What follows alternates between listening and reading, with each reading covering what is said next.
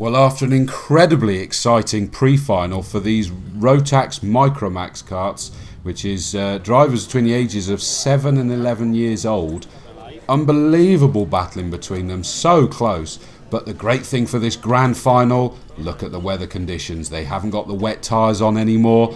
We're able to let loose, and we could see how tricky those wet conditions were in the pre-final. And Ralph Weber's going to be looking to make up for leading virtually the whole race and losing it on that couple of laps from the end. And here we go for the start.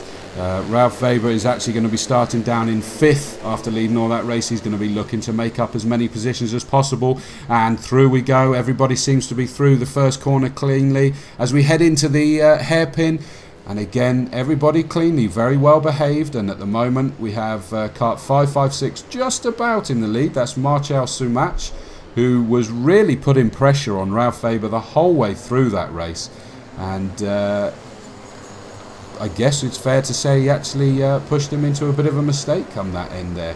Because it was the whole, when we got side by side bouncing off the curb into each other there. That could have been a lot worse there, but fortunately both karts, not only are they still going, but they didn't really lose any positions. But we have kart 556, Marcel Sumach, winner of the pre-final, currently leading the grand final. In second place, I think we have Jakub Kolasa, who finished in second. They're picking up their battle that lasted the whole race last time. So here we go again. Let battle recommence. And the times are obviously going to be an awful lot quicker for this 12-lap race, so it's 2 laps longer than the pre-final, but I dare say that there's every chance it will be actually over, if not the same time, possibly quicker in these dry conditions. And the lead two have actually managed to get away from the rest of the pack at the moment. And it is currently still Marcel Sumach that is in the lead, 558 Jakub Kolasa in third. In second, in third is 559 Matus Lenart, who finished in third in that pre-final. So he's still holding on to that podium position at the moment, as they come across to complete their second lap already. It really does go so much quicker when it's dry, with the excitement, typical excitement of these karts. And you just wouldn't believe that these guys are just 7 to 11 years old. Their experience is only just starting, but their racecraft is already evident for everybody to see. Marcel Sumach putting in the fastest lap of the race so far, 54.149 on that second lap. And they're on to their third out of the 12 at the moment. They may have made a bit of a break, but it looks like pretty much a 5-kart battle behind them, constantly trying to go 2 abreast. And the great thing about this lovely circuit, I am a big fan of this circuit, is that they are able to go 2, sometimes even 3 abreast here at Pista de Azura in Jesolo, just north of Venice. So this weather now is a bit more what you'd expect for such a beautiful tourist resort town. Marcel Sumach is just about managing to stretch away now from Jakub Kolasa. He put in yet another fastest lap, 54.0 on that third lap, and he's looking to break that toe. At the end of the day, he was putting Ralph Weber under pressure the whole of that last race, but equally he was under pressure from Jakub Kolasa the whole time. I bet he's hoping for a slightly less frantic race. Ralph Weber's up to third position already, so he's made up those 2 positions. He's got himself up to third, so he started 5th, don't forget, after the spin in the pre-final. And he's got himself up to third position, and he's going to be looking to close back onto these guys. We saw that he was able to hold his own. He was able to battle. He was able at times to stretch out a lead. And they've now gone through to complete 5 laps, I think, have they managed to do now? Just wait for the time to click over. No, sorry, 4 laps. Getting excited, too excited with the lap counts. And there's Ralph Weber running in that third position. He's not managed to break away from fourth position, which is 506, which is Chintula Zalan. And definitely our lead. Oh, and we've got the 3 behind are now absolutely glued together. So we have Jakub Kolasa, Ralph Weber and Chintula Zalan glued together. That's a nice four-way battle there, and I think our leader, Marcel Sumac, will be quite pleased with that. That just enable him to break away a little bit more with a bit of luck. And with the drier conditions, he's going to be hoping that he's not going to have any incidents. Ralph Weber was actually the fastest lap on the last lap round, and he's just done it again. He's gone even quicker, 53.514. He's desperate to get back that win that was so close to being in his grasp. He's running in third position. He's the fastest person on the track at the moment, and you can see that he's right up now with the second place Jakob Kulasa. Is he going to be making that move pretty soon? I think he's going to be trying to, at the very least, because he's not going to want so much to get away too far. He wants to get back up there. He's managed to get up to that second place. Oh, I thought we were going to have a late lunge there by Jakob Kulasa, but it didn't become contact, which is my concern as I saw them hurtling into that corner then.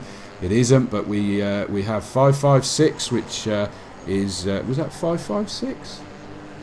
506, my apologies, I'm going blind. That's Zinchela Zalan. So I think Zalan is actually up to third position now. So does that mean that Jakob Kulasa is down to fourth? No, just as they went over the line. No, Jakob Kulasa is still in second place. And I thought that we'd seen Ralph Weber had taken that second position. But we'll see next time they come across the line. Still our leader just stretching away, and as I say, that Ralph Weber's actually down to fifth, so Igor Drzinski actually passed him there, so I suspect that maybe a little incident occurred just off camera there, not enough to put him out of the race or too far back. Remember, they were all duelling close together anyway, so it's just put him towards the back of that pack. Lock and reload, and he's going to be trying to close it back in again. 1.5 seconds last time over was the lead for Marcel Sumac. As they come over the line, he's taken that out to 4 seconds. Wow, he really added a lot there. So I think that does show that something clearly went on a little bit further back in the pack on that last lap, because I was certain that I saw Ralph Weber had got up to second, but he's down in fifth at the moment. So he lost certainly one place, possibly 2 or 3 positions there. And this is just allowing our leader to just stretch away a little bit. I might be wrong. I'm sure I could have sworn that I was doing it by colours there rather than seeing the numbers. The difficulty with these karts is that the numbers aren't quite so easy to see, especially when you've got the dark red colour there. And as our leader comes through to finish yet another lap. Oh, yellow flags there. I've got a feeling we've just lost 1 or 2 karts there. The green flags are showing there. Fastest boy on the track there was Marcel Kuch, so he was running down, I think it said he was something like 9th there, so Marcel's going to be looking to move up. 7th, my apologies, a couple of positions out there.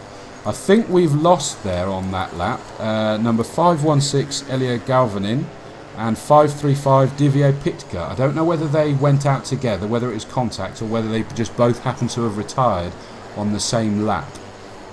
But we've still got the lead being held very dominantly by Marcel Sumac at the moment in this Rotax MicroMax challenge. First round of the Central and Eastern European Championship here in 2014. As our leader comes through to complete yet another lap. And I believe that will be 9 laps completed, which means only 3 laps left to go of this 12-lap race. And yet again, the fastest person on the track was Marcel Kuch, 53.230. Still running in 7th, but putting great pressure on for 6th position there. Let's see how high he can go. With 3 laps to go, if he keeps putting in those fast times, he's clearly found the groove. Look at them, all glued together. There was probably about 6 or 7 of them, absolutely glued together. In fact, if you look from 3rd down to 8th, they're all 0.1, 0.0, 0.2 apart from each other each. So they're absolutely line astern with 2.5 laps left to go. We've already seen this from the pre-final. Anything can happen in this time. As our leader, the yellow flag's still waving there, so they need to be careful. Make sure that no one does anything daft when there's karts are clearly just must be in a slightly risky position there. that lead's come down a bit, I've got to be honest. It's down to, it said 3.8 as they went over the line last time, with 2 laps left to go, so they're on their penultimate lap.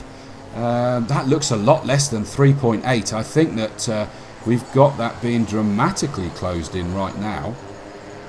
And it is still Marcel Sumac that is in the lead, kart 556. And it is Ralph Faber. I thought that it was him. I'm not sure whether there had been an issue with the timing there. I was sure that it was from sight that it was Ralph Faber, but the timing kept telling me that it was Zintula Zalan that was in second. Now, I'm not sure whether my eyes are deceiving me or whether I'm having a row with the timing screen here, but either way, we can see it is Ralph Faber is in second place. Going on to their last lap now, he's sniffing that first position that he had in that first race. Is he able to get that back? Wouldn't that be an amazing fairy tale if he's able to have the disappointment of a couple of laps, corners away from the checkered flag for the victory in the pre-final? Is he going to be able to take it? He's closing dramatically on Marcel Sumac. He's probably about half a second, if that, faster, but you can see it. He's visibly closed in dramatically. Here he goes. Ralph Faber can sniff that victory. Is he going to be able to close it in? We've probably only got a handful of corners left to go. They're coming into the last proper bend now. I don't think Ralph's going to be able to do it. Marcel Sumac is just about able to hold it as he goes across the line. No wonder he punches the air. That's 2 wins out of 2, but he knew he was being put under pressure there as he came across the line. Outstanding performance. And as the rest of the karts crossed the line, I can confirm that in second place ended up being Sugar Daniel. Wow, from 11th on the grid, 5:05, Sugar Daniel ended up coming through to finish third. I said they were all glued together and they could be chopping and changing like bike racing with these karts. What a fantastic podium position from Sugar Daniel. In fourth was 5:14, Marcel Kuch. I said that he was posting the fastest lap. I'm not sure. Did he manage to retain the fastest lap of the race? No, I don't think he got... Did he? Yes, he did. 53.0. He got fastest lap of the race. Marcel Kuch in 5:14 started 22nd after a lap 1 retirement in the pre-final, coming through to finish 4th. I think we need to keep an eye on Marcel for the rest of this season. In 5th is kart 5:06, Zintula Zalan. In 6th is 5:57, Igor Drazinski. 7th is 5:58, Jakub Kolasa. Oh dear, Jakub Kolasa was running in second for very much of that race, so we didn't quite see what happened there, but I suspect there may have been some contact that just knocked him a little bit further back there. And in 8th position, we had 5:03, Valant Bons. In 9th was 5:18, Kun Ruben. And that's a great performance from 12th, so he's made up a good few positions. And then it was, 10th was 5:59. Matti Lennart just drifted away. He started in 3rd, so we had a cracking first race, but probably not the race he was hoping for in the grand final. But Marcel Sumac, unmatched. 2 wins out of 2 in the Rotax MicroMax round 1 here in Jesolo. Congratulations, guys. A fantastic battle.